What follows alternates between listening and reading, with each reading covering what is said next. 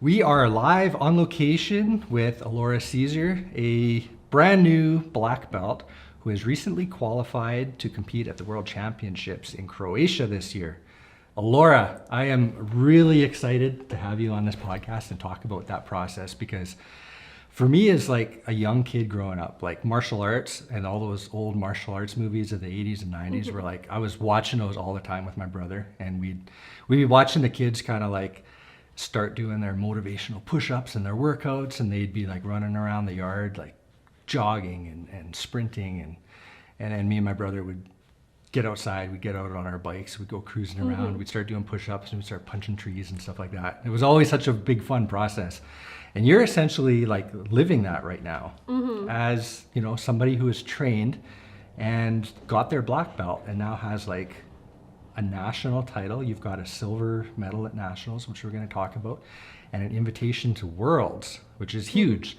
So I just want to rewind that quick introduction and just talk to you about the process of getting that black belt and what that was like. So take me back to like your early childhood and what kind of motivated you to eventually get into Taekwondo in the first place? It was my dad. He did karate growing up, and so he was big on martial art.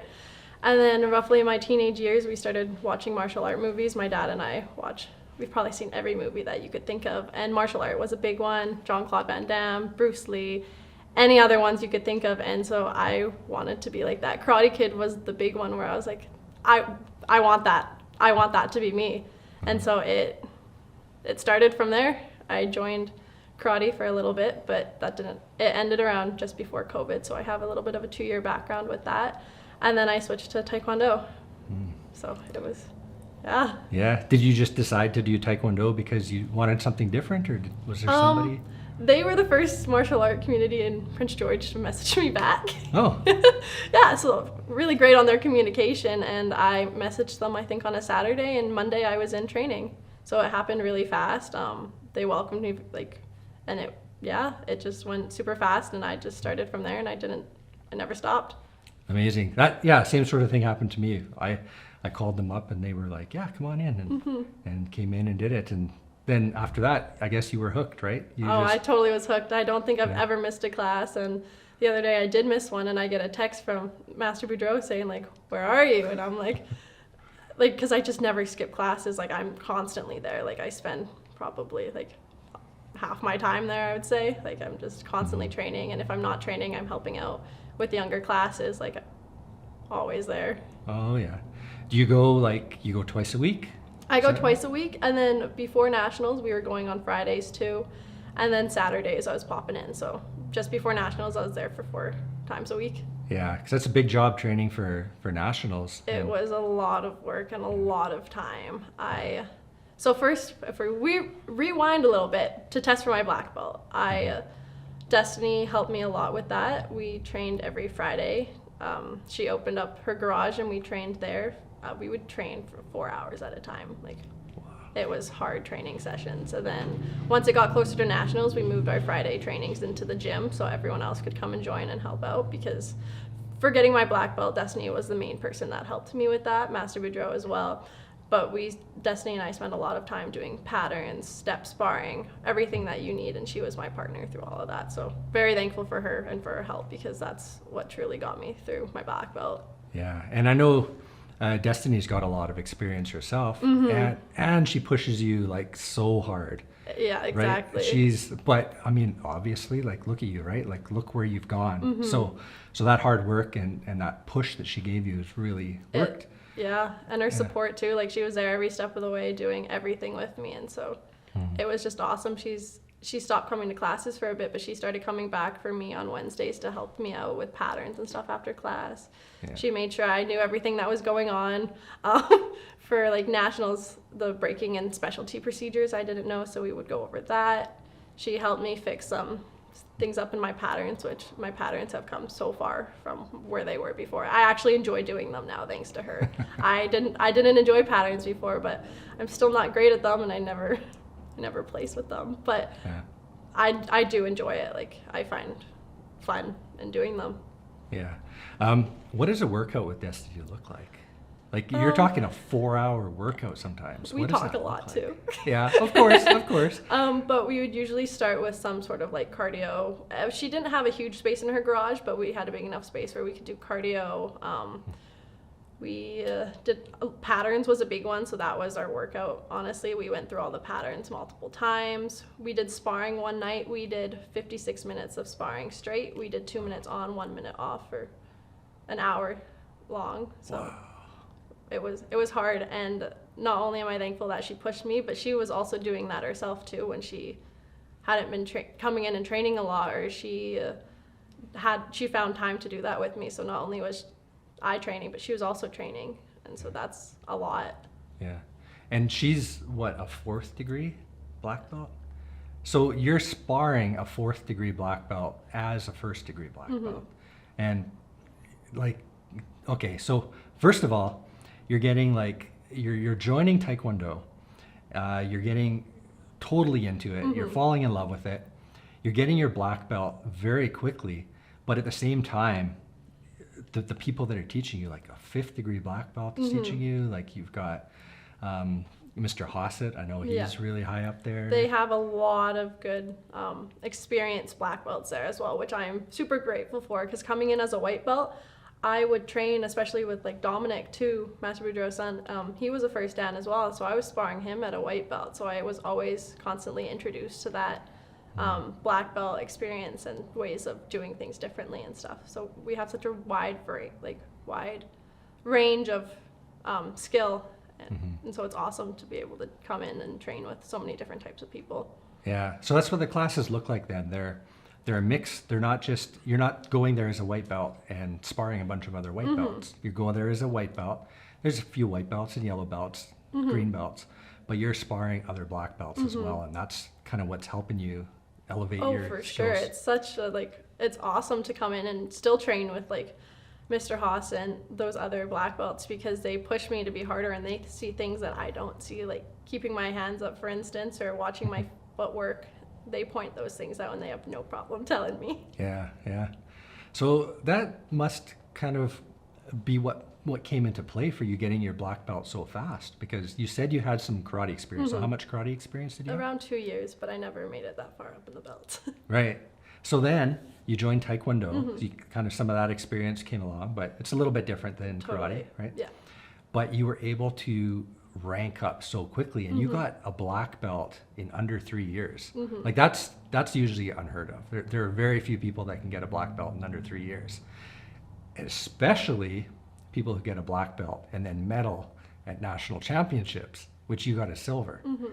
That's amazing. So that must just come down to like intense training, passion on your part, and just putting everything into and getting just that. Grit, like I want it.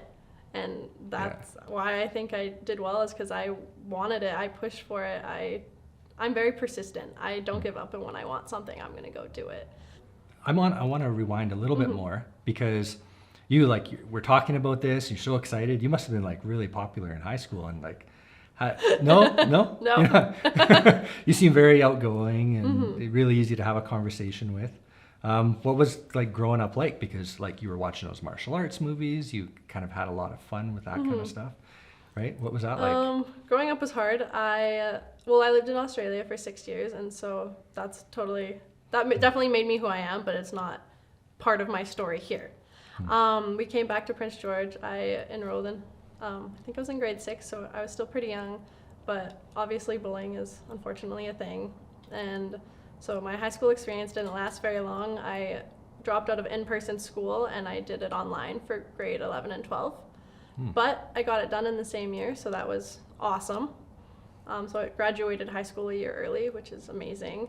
But yeah, it sucks being bullied and people not liking you for who you are, but also at the same time, it was character development. I still move forward from it, and I learned that I just don't really care what other people think, because it's my life and I'm happy. So did any of your like joining karate have anything to do with that? I definitely joined it. I joined karate in 2020, so that was right around where it started. I went through that, and then it just got really bad around 2022, and that's when I graduated and joined Taekwondo. And so it definitely helped me. I think it pushed me towards martial arts because it was such a community, and I found friends and family within it.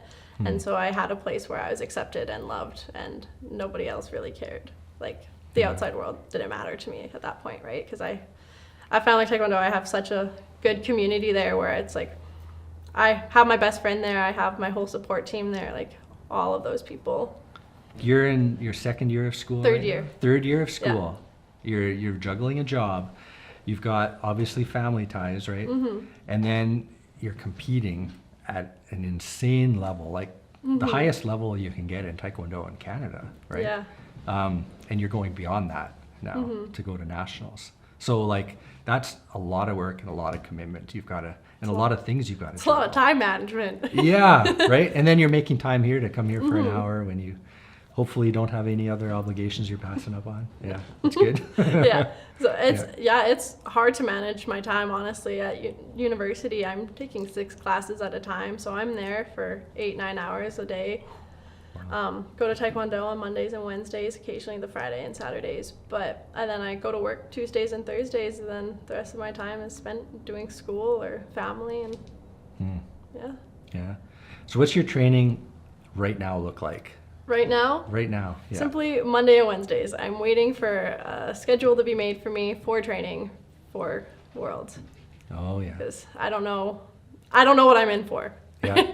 And Exactly. I need to get ready, and Master Boudreau and I are going to work for a schedule together to get me ready and how we can train for that, because it's going to be such a different competition than in Canada, and I'm super excited for that international level, just the experience of it, being able to see the different competitors around the world and be able to see different styles too, because every country is going to bring in their own different way of Taekwondo, right? So it'll be awesome to see all of those.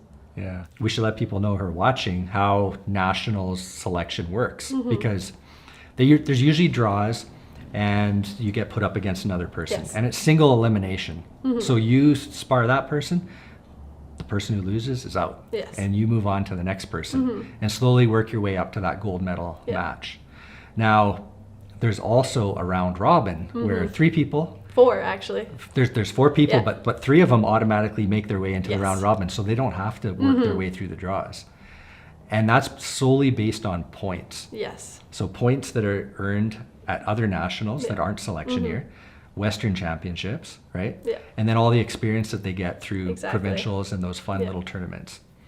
And there were already 3 people in that round robin, and you had to fight your way through the draws to get that 4th remaining spot. Because I had no points. I had 1 tournament behind my belt of points, and I don't even think that counted. So I was at 0. So I had to prove to them, but also myself, that I belonged here and that I could do it. So winning that first fight was the most important thing to me.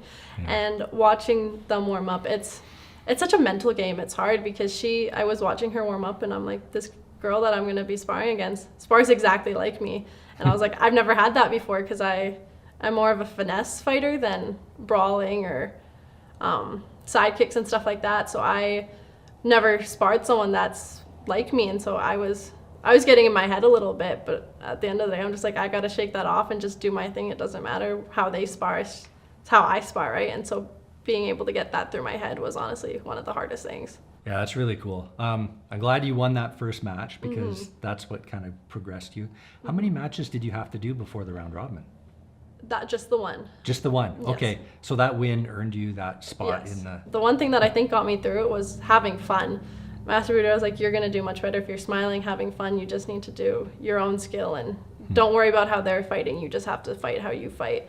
And I think that was a big thing for me, is because the mental block is usually the toughest part for me. And so being able to have fun and enjoy what I'm doing is the biggest thing for me, because if I go in there thinking I need to win, everything goes out the window. Then I'm not the fighter who I know I am, right? And so being able to have fun and just do my thing and not worry about it was a huge part in it. Beyond whatever happens at the World Championships, there's going to be another one in 2 years. So what do you see yourself doing between now and the next Worlds 2 years from now, regardless of what happens at Worlds? Keep training. I want to move up and belt ranks. I would like to get my second dan when that time comes. I want to keep training and moving up. I also would like to start a junior girls group because we have a lot of junior girls in our club, and I want them to start competing because I know not a lot of girls compete, and so we have a lot of girls around the age of like 9 to 14, 15-ish, and we have like 15 of them, and so it's a really nice little community and friend group they have. Like, I love seeing their friendships grow between classes, and yeah, like their support is awesome too. They were super excited when I came back, and so they are a main part of why I keep going and why I love doing it as well, because I like seeing their skill grow and their friendships grow, because that's where I met my best friend, and so knowing that these connections are being made is awesome.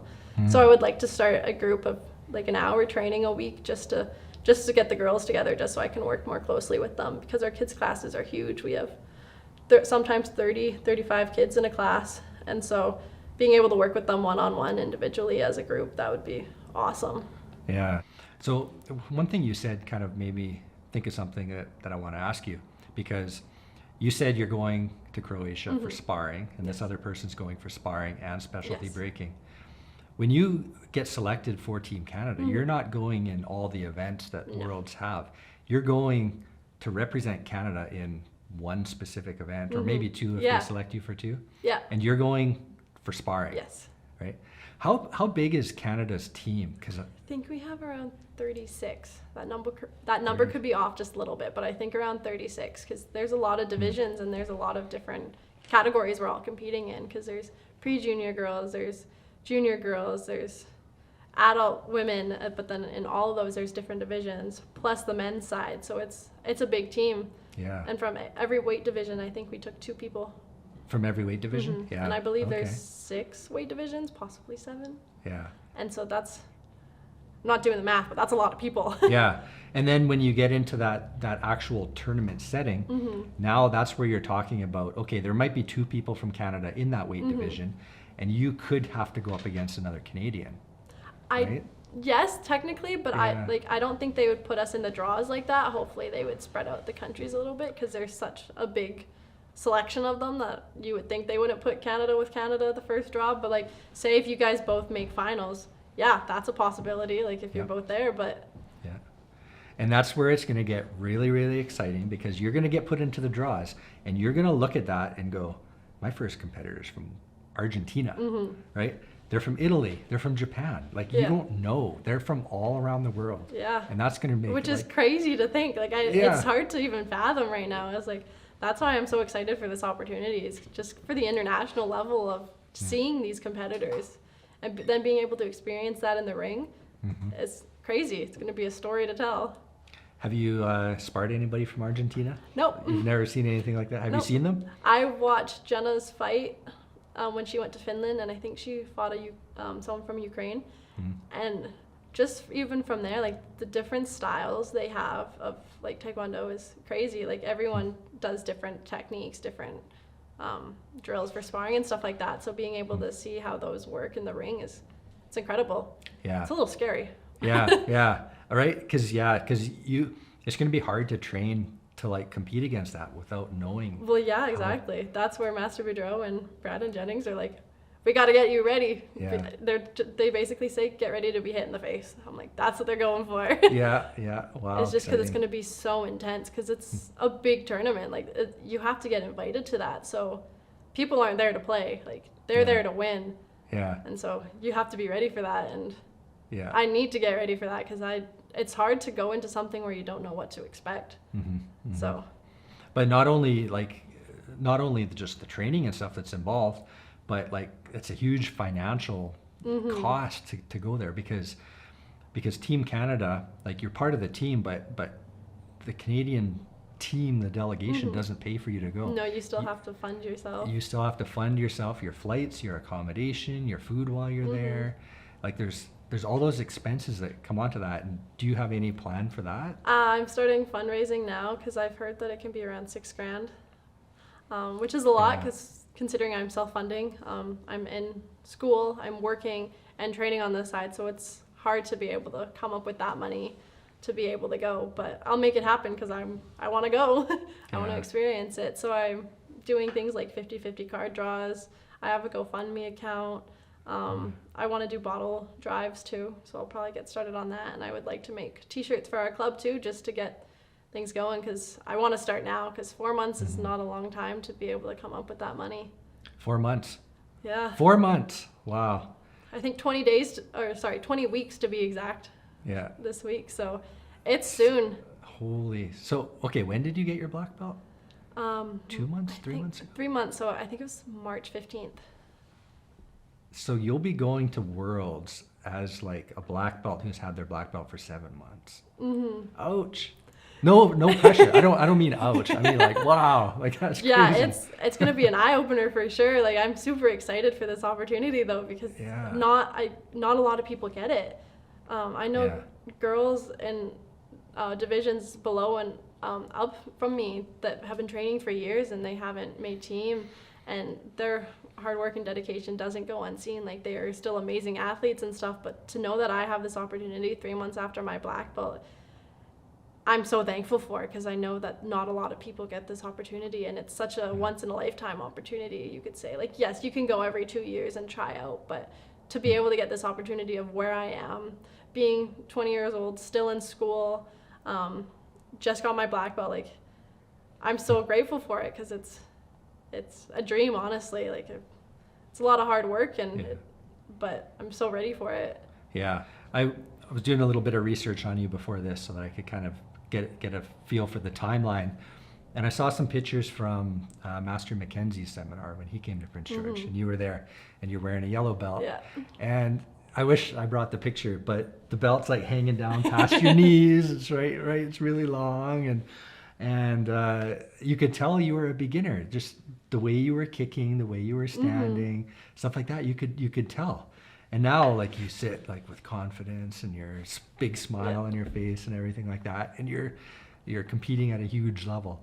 Like, what do you remember about the changes, kind of going from white belt till now? Like, just kind of take me through when you kind of realized that things were changing for you and that you were gonna be. My confidence, for sure, that like skyrocketed. I remember Destiny once taught a class, and she brings it up all the time. It was about prearranged sparring, and I was a yellow belt at the time, and I forgot it halfway through. It was me and this other classmate, and we did a prearranged, but we forgot halfway through, and I just started like sobbing because I forgot it, because I was worried because I didn't do it. And we laugh about it to this day, but it shows me how much my confidence has grown, because I'm out here competing at a national level. I've learned that it's okay, that you don't have to place a medal in every division. As long as you're working hard and you put in the work and you put in the effort, that's what matters. It doesn't matter the outcome, right? So being able to learn those life lessons of, as long as you do your best, it's okay, is a huge thing, and that definitely played a role in my confidence. Yeah. So you kind of saw yourself kind of growing and developing through that. And what else? Do you feel more confident when you're kind of out and about in public too? Not really. I like to think it's almost like my secret identity. Like, my friends and my family are all from the club, so yes, I go to school and I go to work and stuff, but like a lot of my communications happens within the club. So I like to think that nobody knows even who I am. And sometimes I like it like that, because it's like, I'm living my life and I'm happy, right? Oh, yeah. But being able to also have this opportunity to come on here and speak and share my story is also amazing, because then people get to know my story and who I am. So yeah, I have this inner confidence of who I am and who I've become and who I will keep becoming. So that's awesome, but it's also, And through that is coming now your ability to teach and your interest in teaching. Yeah. And like, an interest in teaching is one thing, like, because I know how young kids can be, and they're usually, a lot of times a parent will put their kid in a martial art just because they need to burn off energy, right? And to give them kind of that outlet, but then also have somebody who's like really passionate about what they do, actually teaching them the martial art and teaching them to focus and concentrate and stuff like that. I see that as being, it's going to be a huge benefit for these young people to have you kind of teaching them and mentoring them along the way. So that, like, we're going to have to reconnect in like 4 years or something and just talk about this again, because there's going to be some people that I'm sure are going to come out of that club who are also going to carry on And I'm really curious if you're going to be the one kind of showing them, the ropes like Destiny taught you. I sure hope so. Like, that's all I want, is to be a role model, because not only am I setting then, not expectations, but I'm setting a good example for them, but then I'm also then working on myself and bettering myself for these girls, because I want them to see what they can do and that nothing will stop you. And as cliche as that sounds, like, life's hard, but like, it's not impossible. And to be able to get through all these challenges and do things and still be awesome and do what you love and be good at it is important to me. And so that also betters myself then, because I want to be better for them. So about Taekwondo, you said sparring, you've said power breaking, you said specialty breaking, you've said patterns, we've said self-defense. That's all encompasses Taekwondo. Did I miss anything in there? I don't believe so. Yeah. Why don't you talk a little bit about each one of those things and what they are? We'll start at like patterns. Like what are patterns? It's all the fundamental movements placed in sequences all together. It can go from 19 moves to like 64 moves. Like it's a lot of work. Footwork is important. It's all about balance, angles. To the beginner, it might just seem like boring or it's just repetitive, but also as you grow and you learn and you develop in the belt ranks, you understand the importance of it, because that balance teaches you how to stay on your feet while sparring. Those angles help you, again, spar. Like, it's all the fundamental movements of everything we do in Taekwondo. So it plays a huge role in our sport, because it's what everything is based upon, really. And those pattern techniques, do they kind of like translate a little bit into sparring, maybe? For sure, yeah. Like a lot, like side kicks, or some of them are like hook kicks, or even blocking techniques. All of those can be used in sparring, but also like real life, so self-defense too, it can play a part in.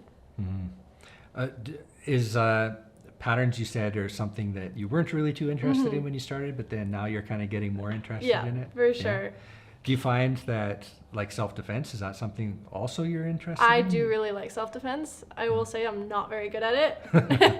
Like if Mr. Jennings is teaching the class, and I'm used as like a example, I can't get out of anything. He's so good.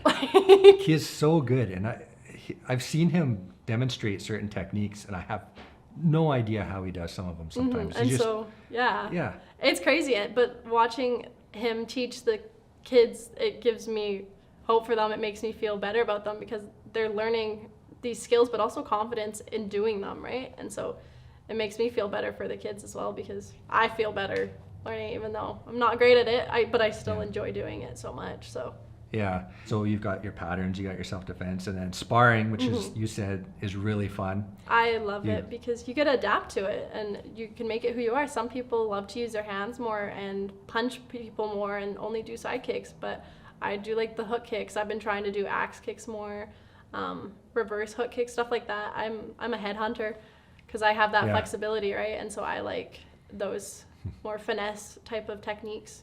Like if you want me to do a back kick, that's probably not gonna happen. Oh, really? Like I can do them, but like that's not gonna be my go-to. Oh, yeah. But it's good for when you're on like offense. No, defense. But yeah, so sparring, you can adapt to, you can change it to who you're competing against, but you can also change it to what you enjoy doing and what you like, and make it suit your techniques better. So if you're a really good side kicker, do that side kick, like keep going with that, right? So it's really flexible to what you're good at, and it will help you succeed, because you can make it what you want it to be. It's not right or wrong. So. And the sparring it's called sparring, it's not fighting, Yeah. right? It's not full contact, and you wear gear. Yes. Yeah, so you're Head protected. gear, feet gear, and hand gear. Yeah. So. You've got gloves on, your opponent's wearing a helmet, so even if you do connect and it's a little too hard, you've got like 2 levels of cushion on you. And you wear a mouth guard, so. And a mouth guard, yeah, so you're protected. You're so fine. so when it's sparring, it really is sparring. It's not fighting, No. right? It's not a fight, yeah. It's like tag, kinda. Yeah. But you want to keep tagging them, and you don't want to be tagged. Yeah, that's exciting. That's fun. That's like the Well, that's where you have musical to treat chairs. it like a game, right? And have fun with it. That's what Master Boudreaux kept saying. Smile, have fun while you're doing it, because you'll be more loose, you'll be faster, you'll be able to move, and you'll be able to throw these techniques without thinking about them. And so. Okay, let's talk real quickly about the breaking and specialty breaking. because you were practicing specialty breaking, but you also did a little bit of breaking, but it was kind of not really your thing. Yeah, not my thing. Just because that one is too much contact, and that's striking boards with your bare hands, right? Yeah. It hurts. Yeah. So what do you like about it? What do you like about the specialty? I'm quite flexible and I can almost reach all the heights with 1 foot on the ground. My problem is jumping. I can't jump, which is a problem because specialty is quite literally jumping to reach a height if you want to do the technique properly. So I know my technique's not there, but I have the ability to do it. And knowing that I have that ability makes me want to push for it because I know I can do it. I just need to get that right technique down. So I just need to figure out a way that I can train that to be able to reach the heights that I need to. So what you need to do, since you're at the university, you need to go find some basketball players to train with and get them to teach you to jump. Seriously, jumping's fine, kicking's fine. Jumping and kicking, I can't do it for some reason. I just can't do it. It's combining the two. My feet just literally won't leave the ground. Even sometimes during patterns, if I need to do like a 360 jump, my feet don't leave the ground. Oh, okay. And so that's like the biggest struggle I have is jumping. Interesting. Yeah. Okay. Well, I'm sure you'll get there. And I want to keep competing. Even if I don't place in any of these, it's good exposure. It's good practice to get my nerves out because I get really anxious before competing. So being able to, even if I don't break any boards or even if I don't jump the heights of specialty, I still want to keep competing in them because I know every time I do, I get just a little bit more confident, which helps me calm down the nerves for patterns and sparring. So. Oh yeah, right on. Cool. Okay, well, we're gonna wrap up. And I just want to, on conclusion, just want to kind of talk about how people are going to want to follow your progression and stuff, and maybe they want to help you out financially in some way. But you said you've got a GoFundMe, right? So that's active right now and it's live. Yes. Okay, so we'll maybe try and share a link for that. But you're going to be doing a bottle drive. You're going to be go cruising around town looking for people to kind of help you that way. So that's great. Are there any other things you're going to be doing? I'm doing a 50-50 card draw right now too.